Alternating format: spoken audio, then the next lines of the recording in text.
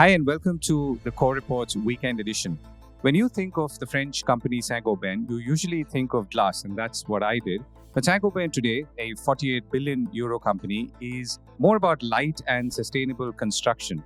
To give you some examples, in 23, it introduced India's first ever low-carbon glass production, achieving a 40% reduction in carbon dioxide emissions. It also contributed to the Central Vista mega project in New Delhi, partnered with Indian Railways to create the Vista Dome coach, featuring, again, their glass solutions. But the larger theme is energy-efficient solutions that ranges from solar panels, biomass, and eco-friendly insulation. Think about homes, and I see a lot of them in cities like Mumbai, where an entire wall is glass and the other part of it is really gypsum board, which also Saint-Gobain makes. So that reduces the cost and, of course, makes the whole building more efficient and, of course, more importantly, lighter.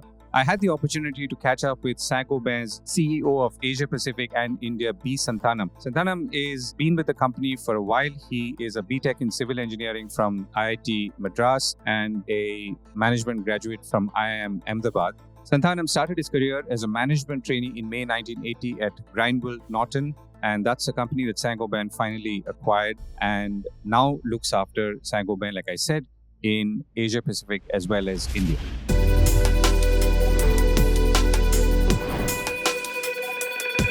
Mr. Santhanam, thank you so much for joining me today. So, let's pick up on a story before we come to Saint-Gobain and what you're doing in glass. And I'm going to get into the nuts and bolts of how you make things and what are the things that you make as well. So, you were telling me just before we started about your visit to your factory in Palagar and what you encountered there. And it's an old factory and an older machine that you saw. But what you saw, or rather who you saw in the factory with that machine, was something that was quite powerful. Walk us through. So this was a visit to a factory, and we make ceramic refractories for the glass, and it exports 90%. It's a 47-year-old factory. And I was taking a tour of this factory, and the teams were telling me about the digital transformation that they were doing. There's one massive machine, which was a second-hand machine in 1977 when the factory was bought. 60-year-old machine, maybe 10 or 15 feet in height. And here there's a tiny girl, all of 21 or 22, less than 40 kilograms. And she explained to me about how she's changing this machine, helping digitally transform a 60-year-old machine, putting in sensors, putting in IIoTs, putting in a kind of a new SCADA program to improve the efficiency of this machine, which is a 60-year-old machine. And this whole thing of this girl, all of 21 or 22, 10 standard plus ITI, not an engineer, not this, a daughter of an auto rickshaw driver, explaining this to me. And, it struck me that something dramatic is happening in India. We are probably sometimes too blase about it, and we think that we see all the challenges that we see every day. When I saw that, and it was a goosebump moment. It was also a moment where I was recounting it. I was actually choking. I was telling my wife, who was really passionate about bringing women back to work, especially in STEM. And this is not an isolated incident. I know places in India where you have 70% women workforce in factories. Okay, it's not all over India, but I know one factory in Trichy, just a tier 3 town, where 80% of the people who are working in that automotive component factory are women. I think there is a big shift that is taking place. And women are coming in large numbers coming into STEM. So for me, I think this is really a kind of, I don't know what you call it, kind of a moment where you step back and say, hey, that's what we are witnessing today. And what this girl that you encountered in Palagar, what she's doing, it also represents the sort of industrial transformation that's happening within manufacturing. Absolutely. It's a 60. But it's being driven by someone who's much younger as Absolutely. Opposed to maybe... And then, which is right, in many ways we're seeing that we have another guy who's heading our smart devices. He's again coming from a tier 4 town. and a tier 3 engineering college. He's all of 29. His father runs a provision stores. This guy has got 5 patents. He heads our smart devices. He's not from the privileged background that some of us have. Not IIT, not IIM, none of that. But you should talk to him about what changes he's bringing in, combining. And what is interesting, it's not software, it's hardware, middleware, cyber security enabled devices that can be plugged onto a large complex machine. He's designing them. I think, and what is essentially doing is, in every one of these, in some sense, is close to you're making the machines do better, more efficiently, with lesser quality problems, with lower energy consumption. And you're seeing this happening. And I think it is, yes, are these lighthouse projects? I'm not so sure. I think it's more pervasive now. Just before you came, one of my friends called me and he said that he's got 200 machines. He makes PET bottles. He's one of the strong suppliers of PET bottles. And he was saying that I'm going to be introducing IIoTs and I want to use your company's capabilities. I know that you don't do this, you do it internally. Can you help us out? And he's an entrepreneur. So I think there is something that is happening. Will it scale up? Is really what the question that we have to ask. So tell us about what Saint-Gobain does today in a very broad sense. And I'll come to the India part because that's critical too, and so that people know what you do in Chennai or other, both manufacturing and as well as R&D. But tell us about Saint-Gobain in a sort of, in my life cycle sense. I mean, I encounter it, whether it's in industrial or mobility. Maybe space is not something I would see, but many other things I'm sure I would encounter in my daily life. And what's changing there? And maybe some of those changes are being driven by all these young people that you've just spoken of. Correct. So I think Saint-Gobain has repositioned itself heavily into what we call as light and sustainable construction. Because almost all the products that we produce, which is glass, either for architectural, building, automotive or solar application, or for that matter, the plasterboards and the ceilings and the others that we make. I mean, every one of what you see, partitions and everything, or the insulation, which is really helping you to conserve heat or cut down heat somewhere, or the construction chemicals, which help reduce the use of cement and concrete and many others. So I think Saint-Gobain has seriously positioned itself over a period of time, of course, into a company which lives and breathes light and sustainable construction. Why light? Because we recognize that most of the products that we produce, they replace traditional buildings with these products. You reduce the weight of the building significantly, and there are very good examples. And we also reduce the total embodied carbon because we make that slightly more sustainable than in the past. And we also reduce the operational carbon. So we really position heavily on light and sustainable construction. This is a large part of our business, and there is a 20% of the global business which is focused on helping industries improve their sustainability, largely industrials, where we have ceramics and abrasives and a little bit of life sciences, where we really help people improve their performance, and we are doing that regularly. So therefore, we are positioned very nicely in this whole sustainability journey. And what is remarkable is we will be next year 360 years old. And to be able to reposition ourselves in the context of the climate change, and we are one of the earliest industry participants in the COP.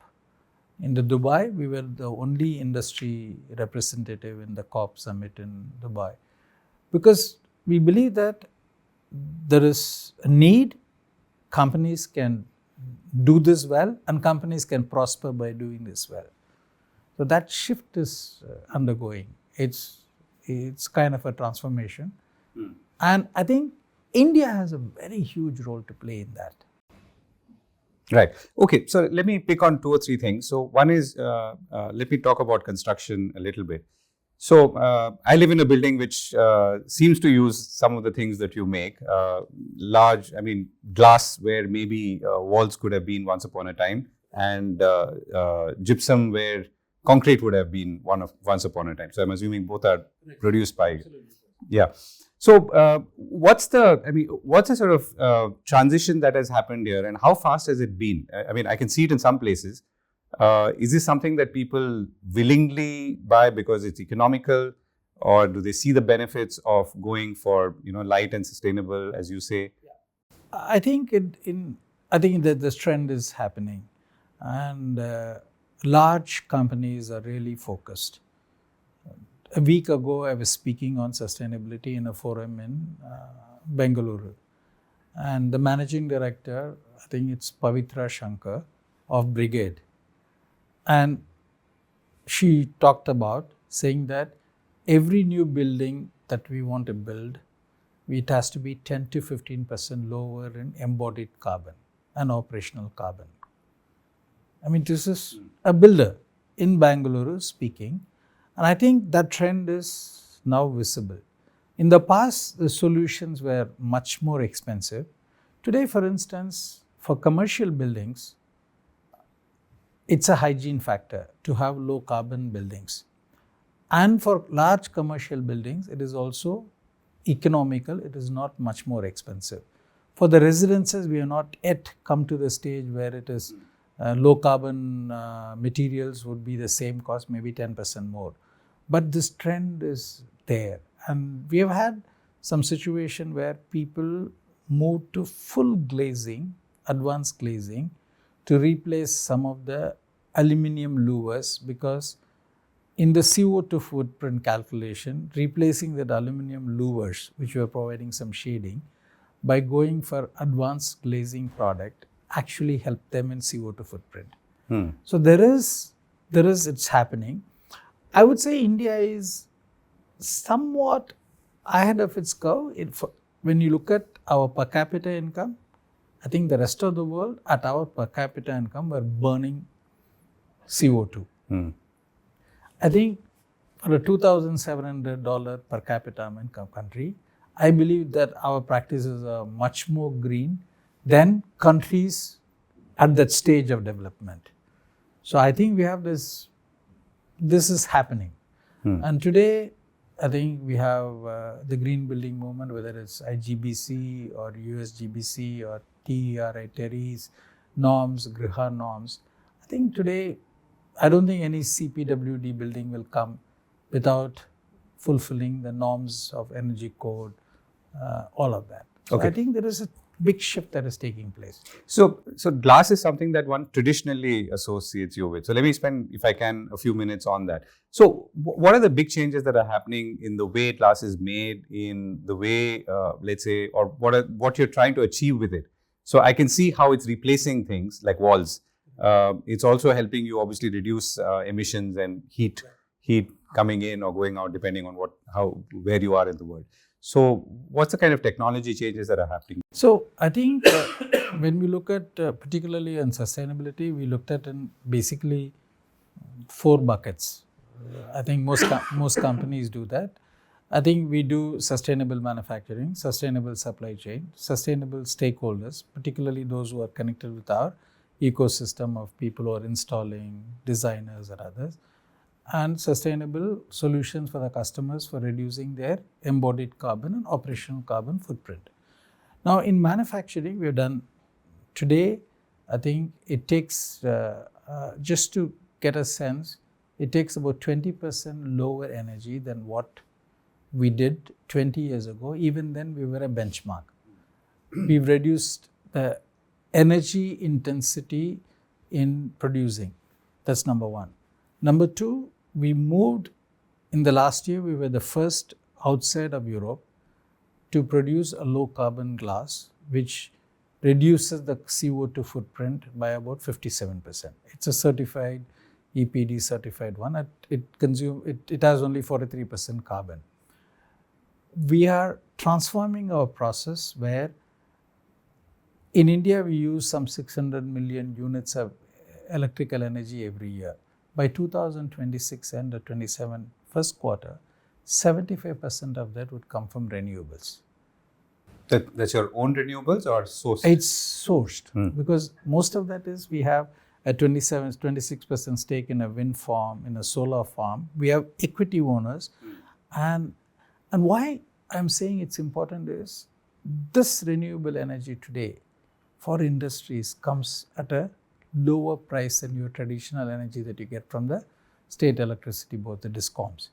So for us, not only is it reducing the CO2 footprint, we're electrifying the processes wherever we're doing, we're reducing the energy intensity of all the processes.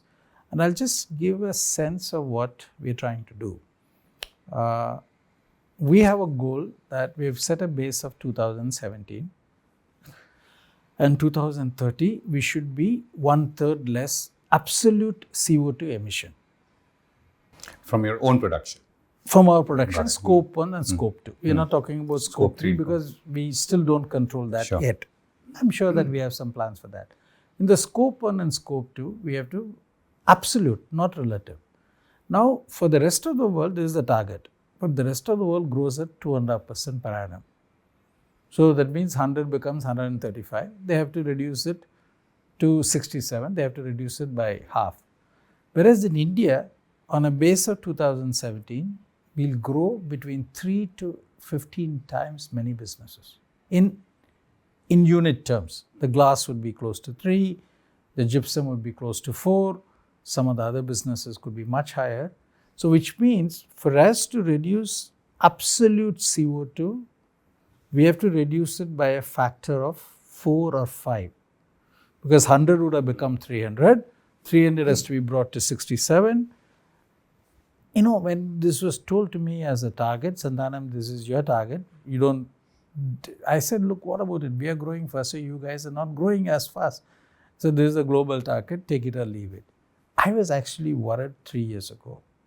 Today, after 3 years, the kind of lighthouse projects that we've done in glass, gypsum and every one of our businesses, I'm very confident that we have a very good chance of doing this. Even though there is a 3x increase in the volume, we reduce it by 33%. That means our carbon intensity comes down by a factor of nearly 5 compared to what it was before. It's a combination of things, energy transition. And India is in the sweet spot in all of that. We are in the sweet spot on energy transition. And what's an illustration of a lighthouse project, let's say in glass or gypsum, in glass, that you feel happy about? I'll tell you both. I'll give you the 2 lighthouse projects that we are doing. Glass traditionally uses natural gas because the temperature inside is about 1650 degrees. You generate it from this. Now, what we have done is we have replaced about 25% of the natural gas by electrifying the process. Nowhere in the world it has been done. Not by us, not by our competitors. The first one is in Chennai, in the world. Not one competitor has done this. So 25%. But the gas was heating or was it the doing gas something for else? melting the furnace. Okay, so heating to melt the... And we replaced that by electrifying part of the process, by heating the furnace. And we're talking about a furnace which is holding 2,500 tons of molten glass at any time. And it's a continuous process. So we've transformed it by using close to 25% of the energy will come from electricity. And this electricity will come from renewables. Because traditionally, I would think it's the other way around, that companies would go. I mean, from electric arc furnace, for example, you would maybe go towards gas because gas was cheaper or more accessible. So in our case, we've done the other way. So I because think, the electricity is, and this meant a dramatic shift in the processing, the kind of thermodynamic behavior when you melt it with electricity as opposed to melting it with gas, which people have been doing it for the last 40 years, is fundamentally different. It's a technological change. It is not not like using an induction stove versus a gas stove. Yeah. Just imagine that for melting 2,500 tons of glass. and continuously without quality issues. So this is one. But there's a recent one that we have completed is we make plasterboard. We make about 100 million square meters of plasterboard. Every 3 out of 5 plasterboards that are made in India, ceilings, walls, every single thing comes out of our factory. So few people realize it. And we decided that we want to make this scope 1, scope 2 free. And we first chose our Vizag factory, and there we switched. The process is normally we use natural gas for calcination, for drying, and others for the plasterboard. We completely switched to a biomass. Today we use rice, which is coming within 100 kilometers of our factory, rice husk. And this is the Godavari Krishna belt. Of course, the rice bowl of the country. Exactly. So, yeah. And it's extraordinary. And then the other waste from one of the company, agro feeds company, they have a lot of waste after extracting the oil. They were wasting that, and so that plus the rice husk plus many others, we completely changed our processes. We invested 100 crores in that process. We converted that, and that is now becoming scope 1, scope 2, zero. And this is the world's first biomass-driven factory producing plasterboard. And these two are 2 lighthouse projects, because these are things for us, they are very important. And what is interesting is these lighthouse projects are happening in India. Look, India is 4% of the world. Whatever you say, we are big, we are growing, blah, blah, blah. We are 4% of the world in terms of GDP, 4% of the world in terms of many things. That's what we are today. Okay, that we have potential to grow is a different thing, but that's future. But the fact that Saint-Gobain chooses to do these lighthouse projects in India speaks volumes of, firstly, about Saint-Gobain's leadership, but more importantly, the engineering and the scientific talent available in the country to make this transformation. I mean, and when you get down to this, there is a whole lot of people who are doing it. So we set up a center of excellence for biomass, and we weren't thinking of that at all in our R&D center in Chennai, in the IIT Madras Research Park. We have an R&D center. This. We know now how to burn it more efficiently. We know that cashew kernel is more efficient, but it has problems of some oil that clogs up the boiler. So a lot of things we have learned. I think, and today, in fact, the discussion that I have with my parent company is, can we replicate it in Europe? Can we do it in some other countries where biomass is available? I mean, that is reverse technology transfer. So, speaking about replicating, this is more sort of geopolitics and tariffs question. What's changing in the way you're sourcing your materials or were sourcing, and how do you see that whole space in the next year or so? What is, I think China still is the world's largest manufacturer with a very efficient, high quality base. Let's not for a moment even think that... Including for yourself? Or? For most companies. Okay. I mean, whatever be it. For us, it's not we don't import so much from China. But you manufacture? We do manufacturing, but we manufacture in China for China. Mm-hmm. We don't do so much of export. We are one of the few companies which is there in China for China. For India's sake, I don't see the a supply chain issue for our range of businesses. We are able to manage it quite well because we are not so much dependent on products or raw materials coming out of China like the pharmaceutical industry, bulk drugs, or some other industries, or the solar industry, photovoltaic industry. It depends a lot on the Chinese manufacturing ecosystem. But what I see is a very big shift that is taking place is India is becoming good at medium complex advanced manufacturing. And I'll give an example. The Palakkad factory, we have two factories, one in Tamil Nadu, one in Kerala. both together account for a third of the world's output of refractories that we make. And this has happened only in the last decade. And why third of the output? Because we are able to make complex product at very optimal cost out of India. We do have factories in China, Japan, US, Europe, and all of these places. But the third of the world's output is coming out of these two factories. And they are significantly more profitable.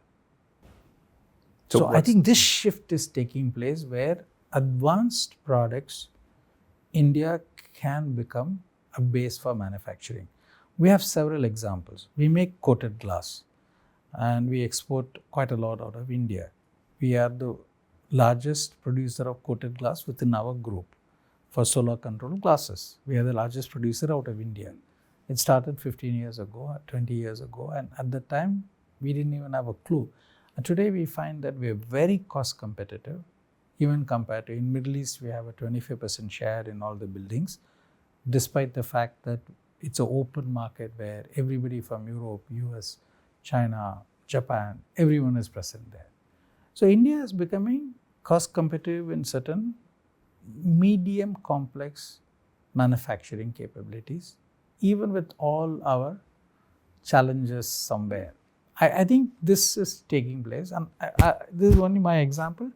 I know of another company, which is an auto component company, which makes cold forging components. It's called Super Auto Forge. 80% of their products are exported.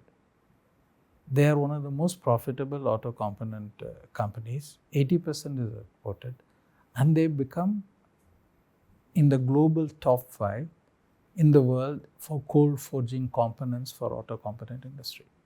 So you're beginning to see a lot of such companies which you don't know of, 500, 1,000, 1,500 crores, which are beginning to make a difference in the world in terms of manufacturing.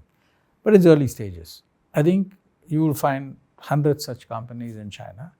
I think we are beginning that. So today, when I talk to our entrepreneurs in many of these places, they have that ambition.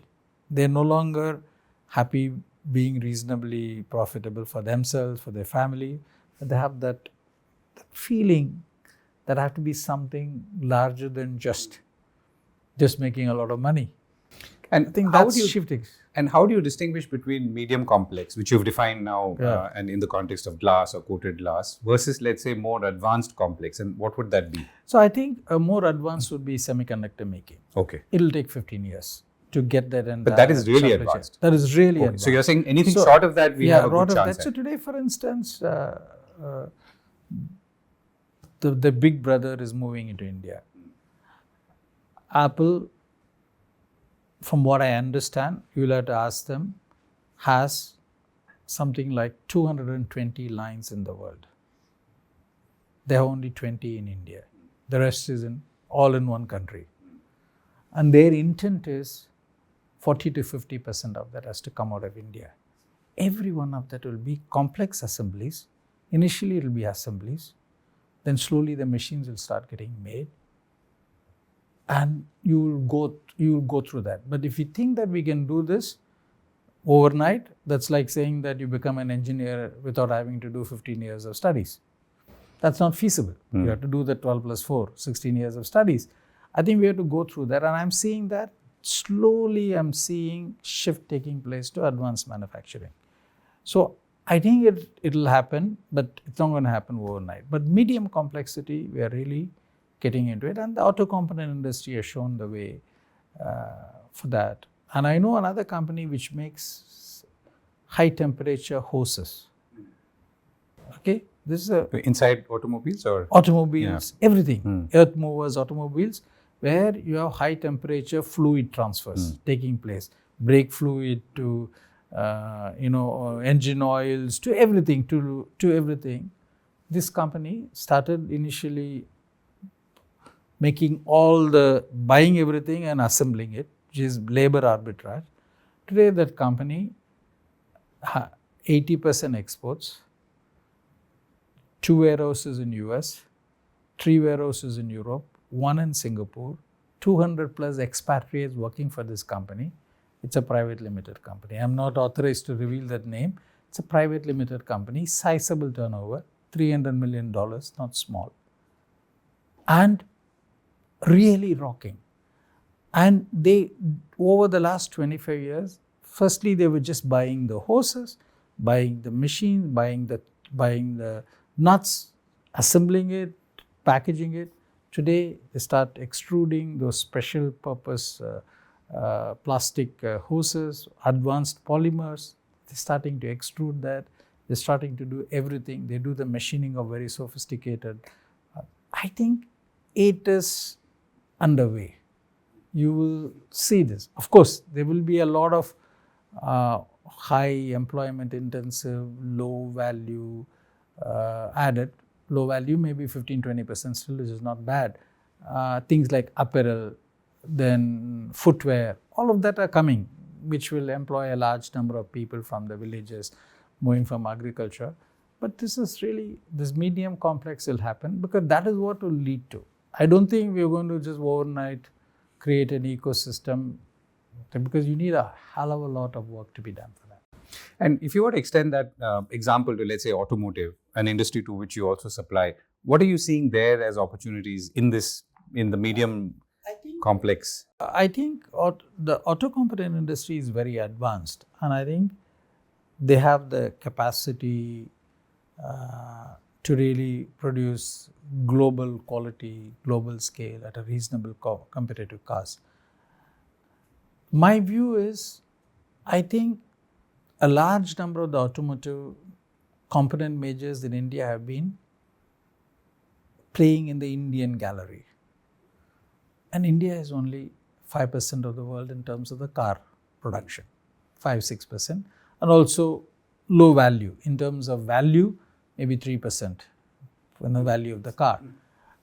I think many of the auto component majors in India were very strong. There are very strong companies from very established ones.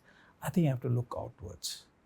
And there, the global geopolitics is in our favor.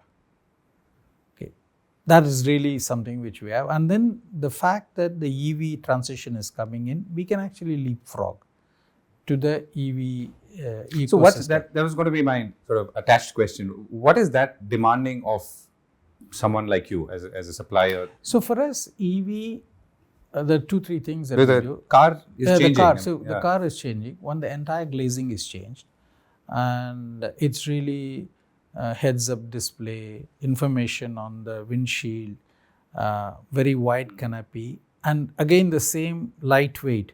Because you put more glass into it, you replace the steel or the aluminum, the body. So lightweighting, reducing the thickness, and importantly in the battery management. For instance, we make certain solutions for battery where thermal management of the batteries, preventing the runaway heat development leading to fire. We make those kind of products.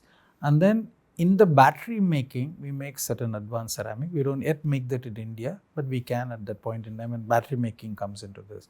So whether it's in ceramic, thermal management of the batteries, or in the glazing where we significantly reduce the weight and provide a full-fledged canopy, because a typical typical EV has close to 1.5 times more glazing surface compared to a thing, because they want to reduce the weight. And then this also has to prevent the heat from coming in. So the solar control products that we make very well, all of that go into the EV. So I think today EV cars is very small. 2%. It's insignificant. Not even 2%. I think we just put all of that together, and not all of them are also made in India. Some of them are imported and things like that. I think when it becomes larger, we will have a very interesting play, and batteries have to be made at some point in time in India. I think Amar Raja is doing it, trying to do. I think Lucas TVS is trying to get into it. So there is several stages. At every stage, you have several components which India can start to make. Like for instance, the gaskets. We make gaskets. But the raw material for gaskets come from somewhere else. We can go backward integrate. Okay, What would the raw material be? it will be some kind of a Rubber. polyfoam, and I don't know the exact chemical equivalent. For instance, I'll give you an example where we today make special for your car steering gear, for it to be very smooth. We make bearings made out of engineered polymers. In the past, we used to buy the raw material for the engineered polymers from Japan or for Germany and things like that. Today, we procure those polymers from India. And we are able to produce those polymers because there are very good companies in India who make the polymer stock. And then from that, we engineer it with certain laminations and others.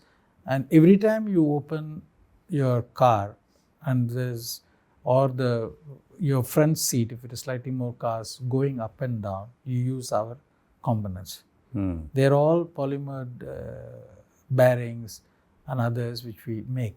So I think over the last decade, we have really localized the supply chain to about 80%. And we are a good example of many companies which are doing this. It's not that we are special, we are good, but there are many solid companies doing this.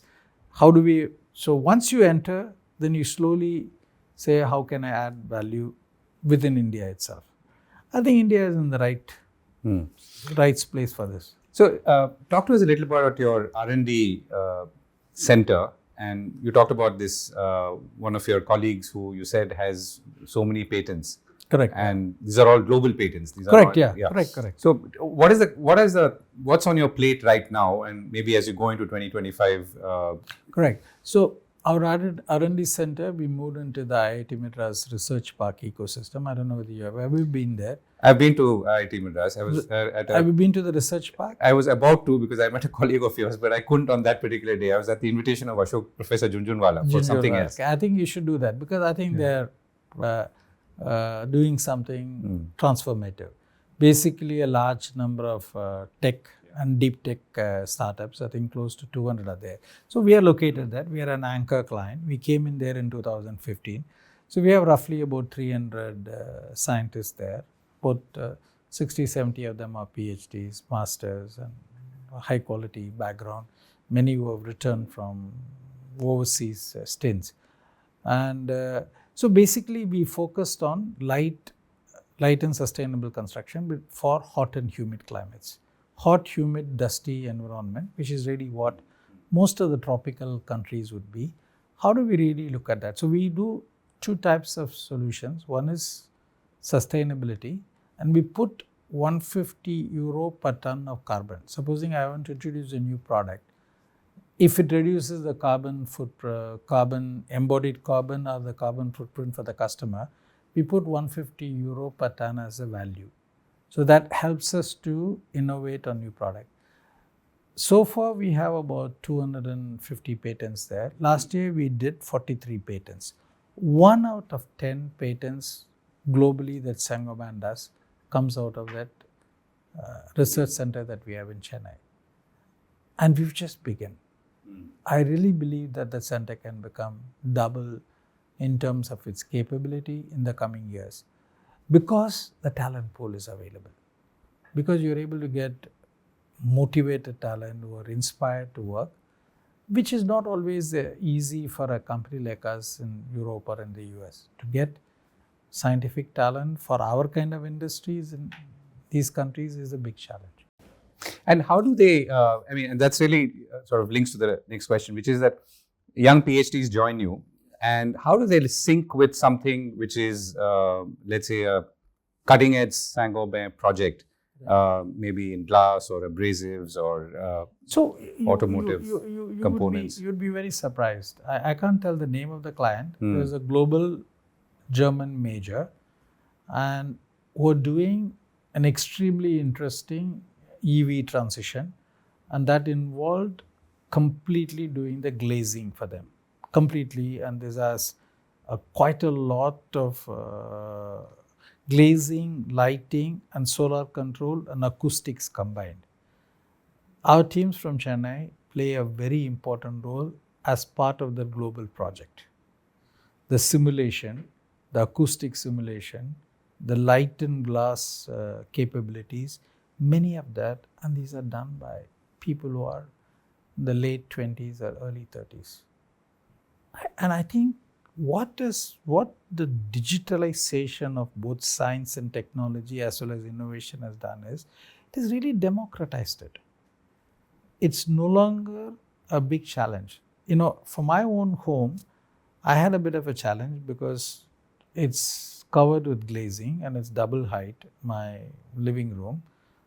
But both me and my architect goofed up badly. The acoustic was bad. So it was a 22 by 22 feet and 22 feet height, double height. But the acoustics was bad. It is brilliant to sit, but the acoustics was bad. My wife was just, saying... You could be sitting outside on the road. Yeah, she said that I think we should look at this cage from outside and not from inside. And so I asked our research center to do the simulation. And they did the simulation, and then and this was done by an young PhD student.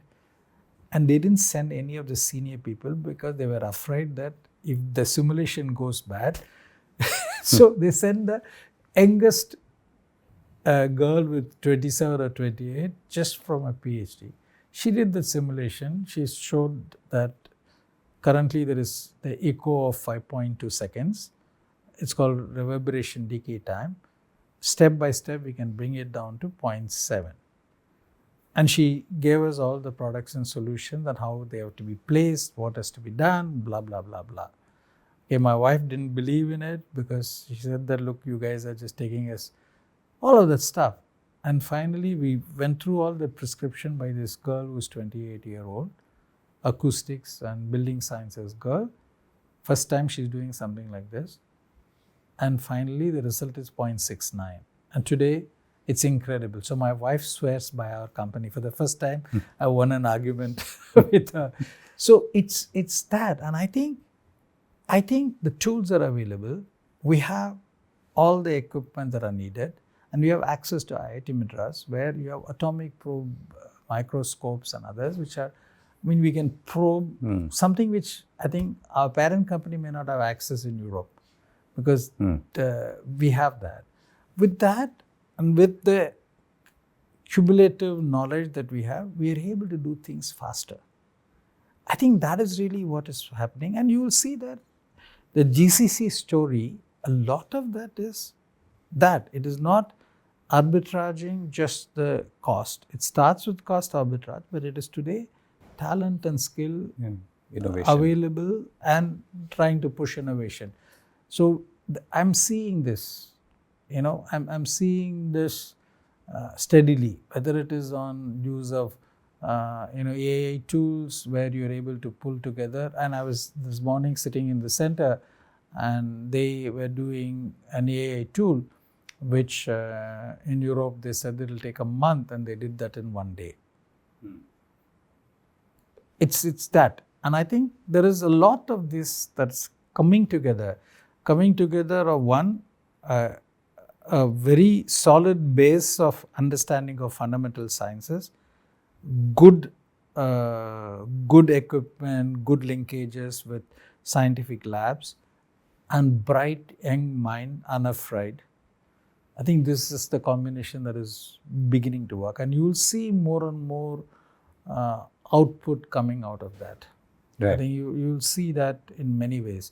And I give an example. There is a process that we have, where we fuse zirconia and make very high density refractories. We don't do diamond, but this is for our furnace lining, and they have a density of 5+, and they have to withstand 15-16 years without cracking.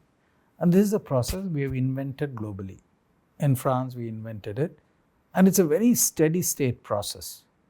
Okay, a team of young guys with AI knowledge, IIoT, camera that looks into the process. They modified the process, and they achieved a reduction of 7% in energy in a very stable process to do 7% improvement is like you take your car and somebody comes and tweaks it and says that it gives you 7%. No, we don't anymore have the carburetor, but I'm just saying, you change it, you have a very good car. I'd say that I'm doing something, I'm putting some software here, camera here, and you get the same performances, but you have 7% less. I think, and this is guy who's an engineer with some 7 or 8 years. But the learning comes from, we have a digital twin project globally. He adapted that, used the tools here, and we had access to the factory to be able to experiment. And he showed that 7% worldwide. And we have 7 or 8 factories worldwide. And this digital twin project is going to be replicated in other countries. So there is a whole body of scientific knowledge available globally. But I think thanks to digitalization, thanks to really bright young minds, unafraid, I think we are able to combine that well and frugally. So I think this is happening. We are no longer, I hate the word jugaad. I don't think we are doing jugaad. I think we are doing genuine advancement in science, leveraging what is already existing. So last question, and let me go back to where we started. So, and maybe it's a bit of a policy question as well. So you talked about this young girl you met who comes from a somewhat economically disadvantaged background, but she's an ITI. She's not even she's not an engineer, but an ITI also suggests that you can be quite smart even if you're not a degree engineer. Working on a shop floor, to get to that shop floor, it must be some challenge for this person and work there all day and go back. What is it that we can do as a country to make sure that more such young people, including women, join the manufacturing workforce and progress? So I think it is true that there is very small percentage of the manufacturing women are in place. Even though, firstly, as companies, we have to make it very attractive. Our original factory, glass factory, if a woman had to go for a break, she had to walk 400 meters. That was not the case. So we have to change internally our policies. We have to really make it much more comfortable for a woman to work. There's a whole lot of work environment and also training of our middle level managers to be able to understand how to work with women colleagues. I think many good companies are doing it. That's one of the reasons why we won that STEM award. It was not because we have more number of people, but because we have enabling factors. I think secondly, companies with their recruiting. Today we have a rule that any person whom we recruit, if we are recruiting 10, we want 4 of them to be women. And we are earmarking specific positions where women only will be there. And we want women only manufacturing, some lines which are women only. So there are some more states are now made it easier. Today women can work in 3 shifts. So that is that. So what would be needed is some of the more advanced states which are more progressive. I think what they have to do is that how do I make it easier for women to work, because their families would be worried. Look, this girl, she's from Palakkad. But if I have to ask her to come and work in Chennai, I think her parents would have a challenge. So we need specialized accommodation and many others. And I think now some of the progressive states are saying that we're going to follow the Chinese model where we'll have dormitory accommodation. And dormitory accommodation for women can make a dramatic difference. Safe dormitory accommodation, close transport within large hubs, industrial hubs. That could be this. Third is, I think there are lots of, let's say that we today have this, the national internship. We can actually say that if the company, I think that's a very good policy, the Prime Minister internship. I think it's early days, but I think it has a good chance good intent it'll take place. We are looking at it very seriously. We are one of the, I think, the 50 or the 100 people who have signed it earlier on. But I think there we can intertwine saying that if you're able to take a woman, that's a significant improvement that we can make. So I think there is a lot of policy changes. There's a lot of infrastructure improvement. companies have to have a much more enabling policy to have more women. And I think if we are able to do that, what it will do is we're going to use, look, today 50% of our higher education is women.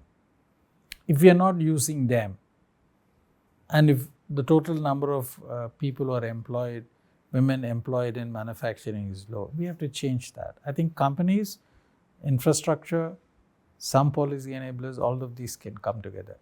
I think we are in the right. And I think I mentioned to you, I know of a company which we have converted our mirror line into 100% women only. Mm-hmm. 3 shifts, mirrors. It's just a ironical thing that the mirrors. So we produce something like how much? 5 million square meters. 50 million square feet of mirrors in Chennai. That entire thing is the line is headed by a woman, engineers are women, line of people who are running, the technicians are running, the maintenance, everything is women. And it won an award because we completely transformed. We had to do. There's another thing that I forgot to mention. We had to change our factories. We can't have a factory which is designed for a man. Ergonomics of the factories have to be completely changed. So we have done that in our new factory in Gujarat, where we are saying that in the future it will be 50% women.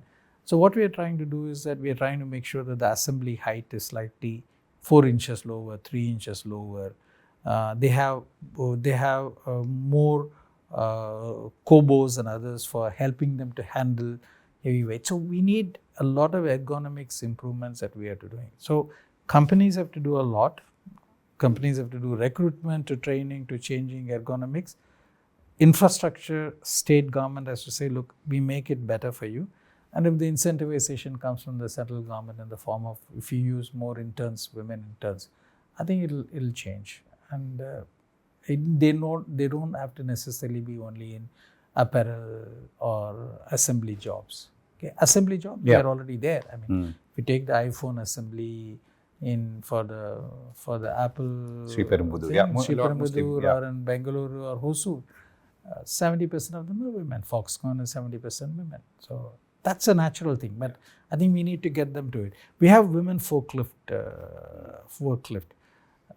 There is a company called Triveni Earth Movers. Triveni Engineering, the same company? No, different. It's first generation coming from Salem. They do contract mining. Guess where they work? They work in Jharkhand, Chhattisgarh, Orissa. They are from Salem.